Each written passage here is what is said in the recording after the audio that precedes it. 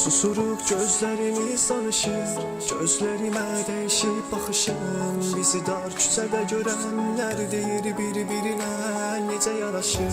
Pəncərənizə baxıram gecələr, ümidim var bəlkə geri gələr. Son dəfə baxar gözlərimə, bəlkə niyə sevə bilmədi deyər. Məni sevmək niyə sənə çətin gəlir? Hər gülüşün mənə bir ümid verir. Dar küçələr sıxır bizi məhv edir. Mənim ömrüm səni sevməklə keçir. Səni sevməklə keçir. Səni sevməklə keçir. Səni sevməklə keçir.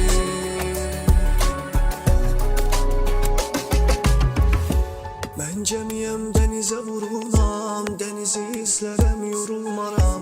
Bir gün batıracaqsa dəniz məni, ölsəm də dənizi unutmaram. Sevginin sonunda ölüm olsa, ölümüm sənin əlindən olsa, son nəfəsimdə qucaqlasan mənə deyərdinmi səni sevirəm.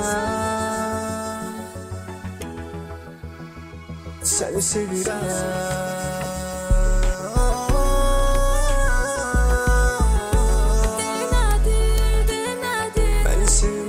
Sənə çətin gəlir. Hər gülüşün mənə bir ümid verir.